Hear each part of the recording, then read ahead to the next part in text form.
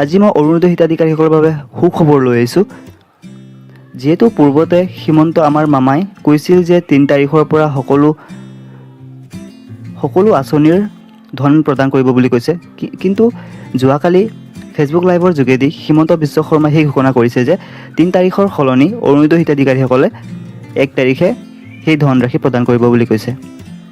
বিশেষকৈ গোলাঘাট, যোৰহাট, শিৱসাগৰ, চৰাইদেউ জিলাত পূৰ্বতে ১২৫০ টকা পাইছিল, এইবাৰ বাবে ২৫০০ টকা পাব। কাৰণ সেইবিলাক জিলাত যিহেতু বানপানীৰ সমস্যা দেখা দিছে আমি সকলোৱে জানো, সেইকাৰণে ২৫০০ টকা প্ৰদান কৰিব বুলি ফেচবুক লাইভৰ যোগেদি মামাই ঘোষণা কৰিছে। এবাৰ চাই লওক, মই ক্লিপটো লগাই দিছোঁ, আপোনালোকে চাওক। অৰুণোদয় আঁচনি আমি ৩ আগষ্টৰ পৰা বিতৰণ কৰাৰ কথা আছিল, ইয়াক এতিয়া আমি ১ আগষ্টৰ পৰা দিম। যোৱাবাৰ যেতিয়া মই ফেচবুক লাইভ কৰিছিলো, বহুতে মোক কৈছিল যে মামা এইবাৰ অৰুণোদয় দিব নালাগে, অৰুণোদয়ৰ পুঁজিখিনি চৰাইদেউ আৰু শিৱসাগৰ জিলাত দিয়ক।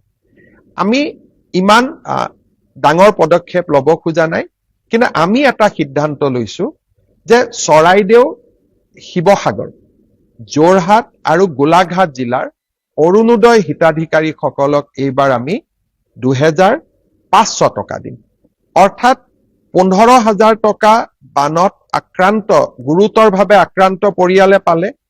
অতিৰিক্ত কৰি ১ আগষ্টৰ দিনা বানত আক্ৰান্ত হওক বা নহওক, কাৰণ প্ৰভাৱটো সকলোৰে হৈছে, কোনোবা প্ৰত্যক্ষ কোনোবা পৰোক্ষ, শিৱসাগৰ, যোৰহাট, চৰাইদেউ আৰু গোলাঘাট জিলাৰ প্ৰতিটো পৰিয়ালক আমি অৰুণোদয় ২৫০০ টকাকৈ আগবঢ়াম। অৰ্থাৎ ১৫,০০০ টকা আমি গুৰুতৰ আক্ৰান্ত সকলক দিলো, অতিৰিক্ত আৰু ২৫০০ টকা অৰুণোদয়ৰ পৰা পালে, ১৭,৫০০ হল। ইয়াৰ বাবে বাকী জিলাৰ অৰুণোদয় হিতাধিকাৰীসকলক অকণমান টকা এইবাৰ আমি কম কৰি দিম। মোৰ বিশ্বাস কোনেও তাৰ বাবে আমাক বেয়া